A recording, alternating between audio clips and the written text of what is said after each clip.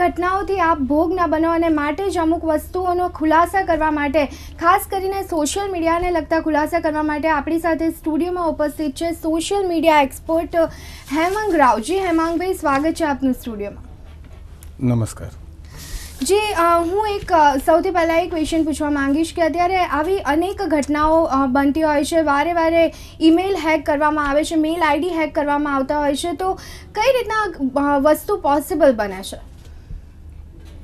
સૌપ્રથમ તો જો અત્યારનો જે આપણે કિસ્સાને વાત કરી છે, ટાટા કંપનીના સાયરસ મિસ્ત્રીના બનાવટી એકાઉન્ટ દ્વારા એ વ્યક્તિએ, તો એનો કિસ્સો કંઈક આવો છે કે એને નોકરી લેવી હતી અને નોકરી માટે એને રિકમેન્ડેશન જોઈતું હતું અને રિકમેન્ડેશન માટે થઈને એમણે આ કિસ્સો સામાન્ય હેકિંગના કિસ્સા કરતાં થોડોક અલગ છે તો કિસ્સો અગત્યનો જ છે કે જેની અંદર એમણે સાયરસ મિસ્ત્રીના નામનું એક એકાઉન્ટ બનાવ્યું અને એકાઉન્ટ દ્વારા તેમણે સામેવાળી કંપનીના HR મેનેજરને ટાટાના જ HR મેનેજરને સાયરસ મિસ્ત્રી એને રિકમાન્ડ કરતા હોય એ રીતે એણે વાત કરી. પરંતુ આ કિસ્સાની અંદર હું એમ કહીશ કે જે યુવક છે એ થોડોક નાદાન છે અને અણસમજ છે, માટે એણે આ પ્રકારનું પગલું ભર્યું. સામાન્ય રીતે કોઈપણ કંપનીનું એકાઉન્ટ હોય છે તો એ એકાઉન્ટ્સની અંદર પાછળ જેવી રીતે અત્યારે એક એકાઉન્ટ આવે કે preeti@gtpl.net, તો gtpl.net છે તો આ પાક્કો એકાઉન્ટ કહી શકાય. પરંતુ જો એની સાથે સાથે આ વ્યક્તિએ શું કરેલું હતું, cyrus.mistry@gmail.com નામનું એકાઉન્ટ બનાવ્યું અને એની અંદરથી એમણે આ પ્રકારનો ઈમેલ મોકલ્યો. એટલે આ કિસ્સાની અંદર જોવા જઈએ તો સામેવાળા HR મેનેજરને તરત જ ખ્યાલ આવી ગયો, કારણ કે એ લોકો રેગ્યુલર સાયરસ મિસ્ત્રીના મેલ વાંચતા હોય અને એનું એકાઉન્ટ કંઈક જુદું હોય કે ભાઈ આની અંદર કંઈક ગડબડ છે. જી, આપણે વાત કરીએ તો અત્યારે ખાસ કરીને ફેસબુક અને વોટ્સઅપનો ઉપયોગ વધારે થતો હોય છે. અત્યારે ખાસ કરીને યુવાનોમાં એનો ક્રેઝ વધારે જોવા મળતો હોય છે. તો આ ફેસબુક અને વોટ્સઅપ બંને યુઝ કરતી વખતે કઈ કઈ બાબતોનું ખાસ કરીને ધ્યાન રાખવું જોઈએ? હા, ખૂબ જ અગત્યનો તમારો ક્વેશ્ચન્સ છે.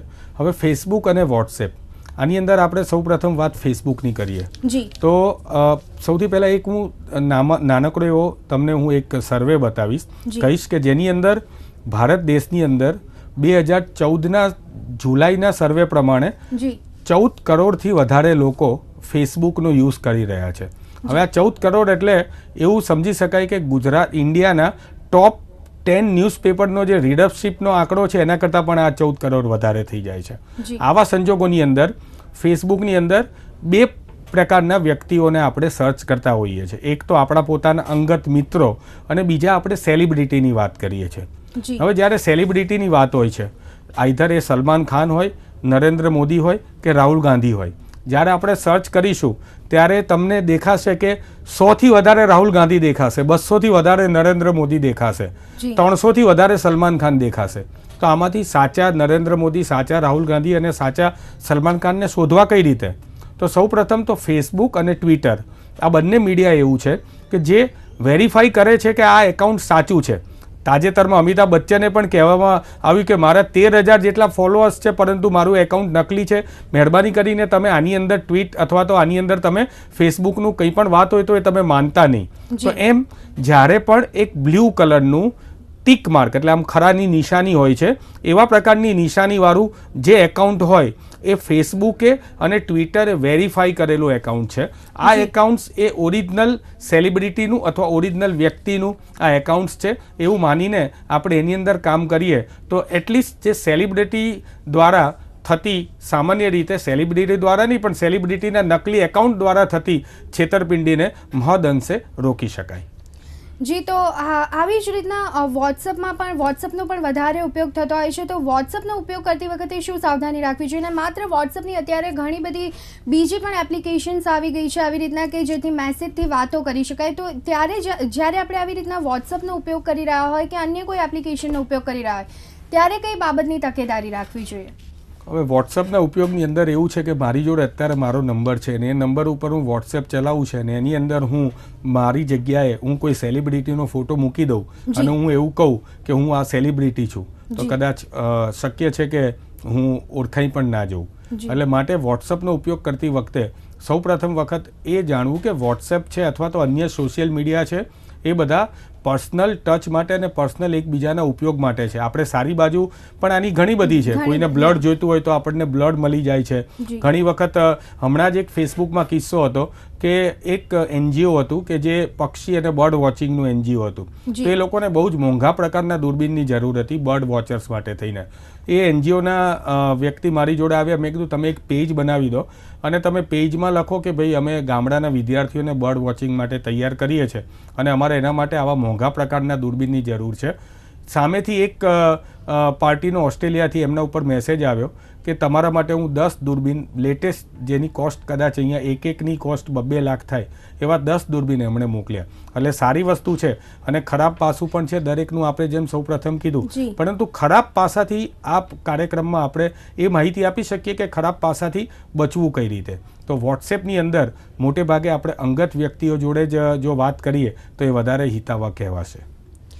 જી હેમાંગભાઈ, અત્યારે જો આપણે વાત કરીએ તો મોબાઈલ પર ઘણી બધી વખત મેસેજ આવતા હોય છે આપણા ફેસબુક અકાઉન્ટ પર કે પછી મેલ આઈડી પર ઘણી વખત મેલ આવતા હોય છે કે તમારા અકાઉન્ટમાં આટલા રૂપિયા ટ્રાન્સફર કરવામાં આવશે. અને આ સિવાય પણ આવી લોભામણી જાહેરાતોવાળા ઘણા બધા મેલ આવતા હોય છે અને ખાસ કરીને આ બધા મેસેજ વિદેશથી કરવામાં આવતા હોય છે. તો એ કઈ રીતના પોસિબલ બને છે અને એનું શું હોય છે?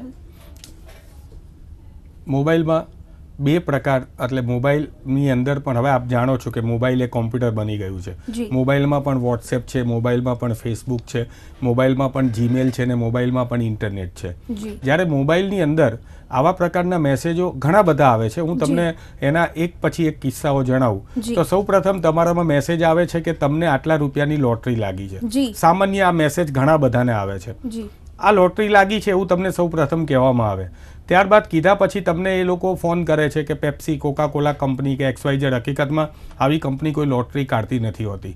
અને ત્યારબાદ તમને એવું કહેવામાં આવે છે કે આટલા મોટી રકમના તમારે ગિફ્ટ ટેક્સ ભરવો પડશે અને ગિફ્ટ ટેક્સ તમે અમારા એકાઉન્ટમાં નાખશો તો જ તમને આ પૈસા તમારામાં ટ્રાન્સફર થશે. આમ તમારી જોડે વાતો દ્વારા એ લોકો લોભામણી જાહેરાતો આપીને, પેલી કહેવત છે ને કે લોભિયા હોય ત્યાં ધુતારા, એ કહેવત અહીંયા સાર્થક થાય છે. પણ એનેથી પણ વધારે હું આપને જણાવું તો હમણાંનો એક તાજેતરનો કિસ્સો છે. એક સારા બિઝનેસમેનને ફેસબુક દ્વારા એક સ્ત્રી મિત્રને ફ્રેન્ડશિપની રિક્વેસ્ટ મોકલી. આ રિક્વેસ્ટ મોકલ્યા પછી, આ કિસ્સો હું અત્યારે એટલા માટે કહેવા માગું છું કે ઘણા લોકોને આવા પ્રકારના ફેસબુકના મેસેન્જરમાંથી ઘણા બધા હાઈ નામના મેસેજ આવતા હોય છે ને એ લોકો એને રિપ્લાય કરતા હોય છે. જ્યારે એ મિત્રને ફેસબુકમાંથી એક સ્ત્રી મિત્રને રિક્વેસ્ટ આવી, એને રિક્વેસ્ટ સ્વીકાર્યા પછી એમની વાતચીત ચાલુ થઈ. હવે તમે સાંભળજો, આ બહુ અગત્યનું છે. એની વાતચીત દરમિયાન એ વ્યક્તિએ, સામેવાળી જે સ્ત્રી છે, એણે 1-2 વાર એમની જોડે કેમેરામાં, સ્કાઈપેમાં પણ વાતો કરી. એટલે એમને સંપૂર્ણ વિશ્વાસ આવી ગયો કે આ જે વ્યક્તિ છે ઓરિજિનલ વ્યક્તિ છે. ધીમે ધીમે એના ફેમિલી વિશેની માહિતી, એની બર્થડેટ વિશેની માહિતી, એવી અસંખ્ય માહિતી છેલ્લા 2 મહિના, આને આપણે સોશિયલ હેકિંગ કહેવાય છે, એક નવો શબ્દ છે. સોશિયલ હેકિંગ દ્વારા એની જોડે એટલી બધી માહિતી કઢાવી લીધી કે એને એ પણ ખબર પડી ગઈ કે એની LIC કેટલી છે, એની પેલું કેટલી વસ્તુ છે, એનું બેંક એકાઉન્ટ નંબર, કઈ બેંકમાં ખાતું છે, એનો એકાઉન્ટ નંબર શું છે, ઘણી બધી માહિતી એણે મેળવી લીધી. અને ત્યારબાદ એક જ દિવસની અંદર એમણે એ બધી માહિતીને ધીમે ધીમે લોકો એકત્ર કરતા હતા. એમાંથી બેંક એકાઉન્ટનો પાસવર્ડ બદલી નાખ્યો, બીજી ઘણી બધી વસ્તુઓ બદલી નાખી અને એ ભાઈ અત્યારે એવું કહી શકાય કે નાદારીના આવે આવી ગયા છે. આનેથી પણ વધારે હજી પણ એમને જે કેમેરા દ્વારા એમની ચેટ થયેલી હતી, એ ચેટમાં કેટલાક એવા દ્રશ્યો હતા કે જે દ્રશ્યો સમાજમાં બતાવે તો એમની પોતાની ઇજ્જતને ખતરો આવી શકે. એ દ્રશ્યોથી પણ અત્યારે એમને બ્લેકમેલ કરવામાં આવી રહ્યા છે કે અમે આવા દ્રશ્યો યુટ્યુબમાં મૂકી દઉં, હજી પણ તમે મને પૈસા આપો. આ સિવાય બેન્કિંગ ફ્રોડ છે. એ સિવાય મિત્રતાના સ્ત્રી અને પુરુષ વચ્ચેના ઝઘડા થયેલા હોય તો સ્ત્રીને બદનામી માટે થઈને ત્યાં મૂકી દેવામાં આવે છે. આવા અસંખ્ય કિસ્સાઓ સામે આવેલા છે. જી, આપે જે રીતના વાત કરી તે પ્રમાણે કે અમુક દ્રશ્યો યુટ્યુબ પર મૂકવાની ધમકી આપી હતી અને આ આપણા સમાજમાં પણ બનતું આવે છે કે ઘણી વખત આવી રીતની કોઈ ક્લિપિંગ્સ કે એવી રીતના સોશિયલ મીડિયા પર મૂકવાની ધમકી આપવામાં આવતી હોય છે. તો જે કોઈ વ્યક્તિ સાથે આવો બનાવ બન્યો હોય કે આવી રીતના ધમકીઓ આપવામાં આવતી હોય તો તેણે આ વિડીયો ક્લિપ અટકાવવા માટે સૌથી પહેલાં શું પગલાં ભરવા જોઈએ? આપે બહુ સુંદર વાત કરી. જેની જોડે આ બનાવ બન્યો હોય એમણે નજીકના પોલીસ સ્ટેશનમાં જઈને આની ફરિયાદ કરવી જોઈએ. આ તો એક સામાન્ય કોઈ પણ લોકો કહેશે. જ્યારે પોલીસ સ્ટેશનમાં જાઓ છો ત્યારે ઘણી વખત એવું કહેવામાં આવે છે કે ભાઈ બનાવ ક્યાં બન્યો હતો. ધારો કે મારો મોબાઈલ ફોન શાહીબાગમાં ખોવાઈ ગયો તો હું એલિસ બીચ પોલીસ સ્ટેશનમાં ફરિયાદ ના કરી શકું કારણ કે ફોન ખોવાયો મારો શાહીબાગમાં. પરંતુ એ કાયદાને વિપરીત સાયબર લોની અંદર એવું એક પ્રાવધાન છે કે બનાવ જ્યાં બન્યો ત્યાં નહીં, વ્યક્તિને બનાવની જાણ ક્યાં થઈ એના ઉપર એટલે એ કહી શકે છે કે મને ફેસબુક દ્વારા હું આ શાહીબાગ વિસ્તારમાં હતો ને મને જાણ થઈ તો એને ત્યાં એનો કેસ લેવો પડે. પહેલાંના જમાનામાં મુંબઈથી છેતરપિંડી થઈ હોય તો મુંબઈમાં જ આ બનાવ, નાઇજીરિયાથી છેતરપિંડી થઈ હોય તો માણસ ક્યાં જાય. માટે સૌપ્રથમ તો જ્યારે પોલીસના દ્વારા એવું કહેવામાં આવે કે તમારો બનાવ બન્યો ત્યાં ફરિયાદ લેવામાં આવે ત્યારે એને રિક્વેસ્ટ કરીને પોલીસને કહેવું પડે કે આપ સાયબર ક્રાઇમ હેઠળ આ બનાવનો તમે નોંધો. પહેલી વસ્તુ. બીજી વસ્તુ કે જો તમારી યુટ્યુબ ઉપર અથવા તો અન્ય કોઈ સાઇટ ઉપર, હું ખાસ કરીને યુટ્યુબની વાત કરું છું, બહુ ફેમસ છે, એની ઉપર જો આવી ક્લિપિંગ ચડી ગઈ છે, ઓલરેડી કોઈકે મૂકી દીધેલી છે, એવે વખતે આ બહુ અગત્યની વાત છે. ફક્ત તમે એક ઈમેલ આઈડી છે support@youtube.com, એની ઉપર તમે તમારી જે તમને હેરાનગતિ થયેલી છે તેની માહિતી અને સાથે તમે ભારત સરકારનું આપેલું કોઈ પણ એક આઈડી પ્રૂફ, આઈધર એ તમારું ડ્રાઇવિંગ લાઇસન્સ હોય, ફોટો આઈડી, અથવા તો તમારું આધાર કાર્ડ હોય, અથવા તો તમારી પાસપોર્ટની કોપી હોય, આ સ્કેન કરીને તમે જો યુટ્યુબને મોકલશો તો 24 કલાકની અંદર આ લિંક બંધ થઈ જશે અને ભવિષ્યમાં પણ આ વ્યક્તિ બીજી કોઈ પણ જગ્યાએ યુટ્યુબમાં આ પ્રકારની લિંક નહીં મૂકી શકે. ફરીથી કહું, supports@youtube.com, આના ઉપર તમારે ઈમેલ કરવાનો રહેશે અને તમારે એમને રિક્વેસ્ટ કરવાની રહેશે અને રિક્વેસ્ટ કરવાની સાથે સાથે તમારું વોટર આઈડી અથવા તો ભારત સરકાર દ્વારા આપેલું કોઈ પણ આઈડી તમે સ્કેન કરીને મૂકશો તો એટલીસ્ટ જે ઉપર તમારી જે ક્લિપિંગ ચડી ગયેલી છે, જે યુટ્યુબના સર્વર ઉપર આવી ગયેલી છે, તેને 24 કલાકની અંદર તાત્કાલિક ધોરણે રદ કરવામાં આવશે. જે અત્યારે જોઈએ તો મેલ આઈડી હેકિંગના બનાવો પણ ઘણા બધા સામે આવતા હોય છે. તો કોઈ વ્યક્તિ આપણું અકાઉન્ટ હેક કર્યું હોય તો એની માહિતી આપણને કઈ રીતના મળી શકે? આપણને કઈ રીતના ખબર પડે કે આપણું અકાઉન્ટ હેક કરવામાં આવ્યું છે? આ થોડોક અઘરો ક્વેશ્ચન છે મારા માટે. હું આટલા 20 વર્ષથી આ ફિલ્ડમાં છું છતાં પણ, કારણ કે આપણને કઈ રીતે ખ્યાલ આવે? પહેલાં તો આપણી જ ભૂલ છે. મેલ આઈડી હેક કરવામાં આવે એના 2-3 કારણો છે ને. શું કામ હેક કરવામાં આવે? પહેલાં તો હેક કરવા માટે ઘણા લોકો, મોટી કંપનીના ઈમેલ આઈડી હેક કરવામાં આવે છે કારણ કે એ લોકોએ ટેન્ડર શું ભરેલું છે એની જાણકારી માટે જોવામાં આવે છે. તો આ બધા જે બ્લેક હેકિંગ છે એની સામે એથિકલ હેકિંગના પણ ઘણા બધા કોર્સિસ સંસ્થાઓ ચલાવતી હોય છે. EC કાઉન્સિલ છે ભારત દેશની, એની અંદર આ પ્રકારના કોર્સિસ ચાલતા હોય છે જેમાં આવા ટેકનોક્રેટને તૈયાર કરવામાં આવે છે જે હવે મોટે ભાગે કંપનીની અંદર સિક્યુરિટી એક્સપર્ટ તરીકે કામ કરે છે. પરંતુ પહેલાં કદાચ આપણી થોડીક ભૂલ હોઈ શકે. જ્યારે આપણે કીબોર્ડમાં ટાઈપ કરીએ છીએ તો ટાઈપ કરતી વખતે તમારી પાછળ કોઈ ઊભેલું છે તો એ તમારી ફિંગર વોચ કરે છે કે નહીં, તો એની પણ બહુ મહત્ત્વની વસ્તુ હોય છે. એ તમારી ફિંગર વોચ કરે તો એનેથી પણ તમે કરી શકો. એનેથી વધારે સામાન્ય રીતે તમને હું હમણાં બ્લેડા બિંડી નામનો વાયરસ આવ્યો હતો 1 વર્ષ પહેલાં.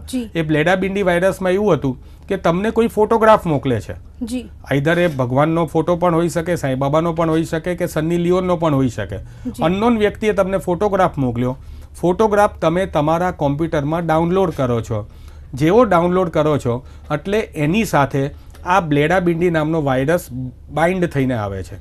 જેવો ડાઉનલોડ કરો એવું ઓટોમેટિક તમારા કોમ્પ્યુટરમાં એક સોફ્ટવેર ઇન્સ્ટોલ થઈ ગયું જે બેકગ્રાઉન્ડમાં ચાલે છે. અને એ સોફ્ટવેર એવું ઇન્સ્ટોલ થઈ ગયું કે હવે પછી તમારા કોમ્પ્યુટરની કોઈ પણ એક્ટિવિટી જે છે એ સામેવાળાના ઈમેલ ઉપર ઓટોમેટિક પહોંચી જશે એના સ્ક્રીનશોટ લઈને. તમે ગૂગલનો પાસવર્ડ આપ્યો તો એ પાસવર્ડ પણ સ્ક્રીનશોટથી ત્યાં પહોંચી જશે અને કીબોર્ડના સ્ટ્રોક પણ પહોંચી જશે અને ભવિષ્યમાં ખૂબ જ ઇઝીલી તમારું કોમ્પ્યુટર હેક થઈ જશે. આવા કોમ્પ્યુટરની સાથે સાથે ટેલિફોનની વાત છે, મોબાઈલ ફોનની પણ હું વાત કરી લઉં આની સાથે સાથે કે મોબાઈલ ફોનની વાત છે. મોટે ભાગે અત્યારે ભારત દેશની અંદર 90%થી 80% એન્ડ્રોઈડ નામની સિસ્ટમ ઉપર વર્ક થાય છે.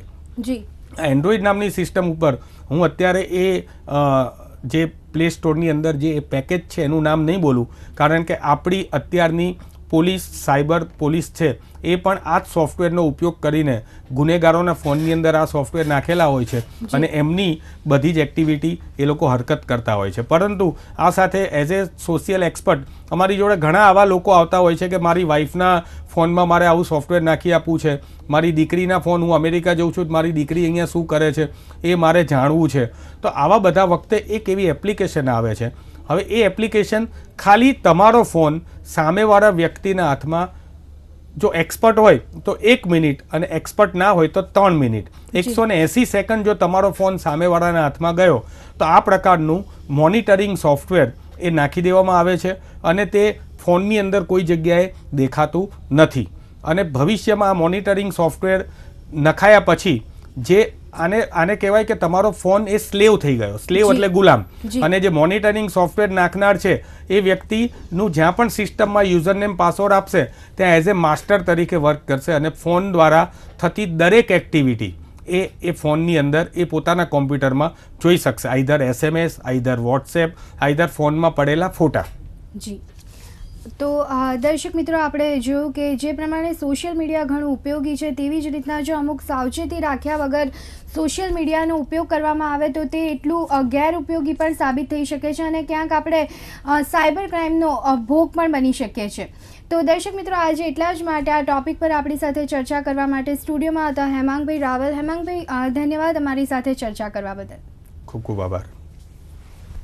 તો દર્શક મિત્રો, આજના કરંટ ટોપિકમાં બસ આટલું જ. આવતીકાલે નવા વિષય સાથે ફરીવાર મળીશું. ત્યાં સુધી મને આપશો રજા. નમસ્કાર.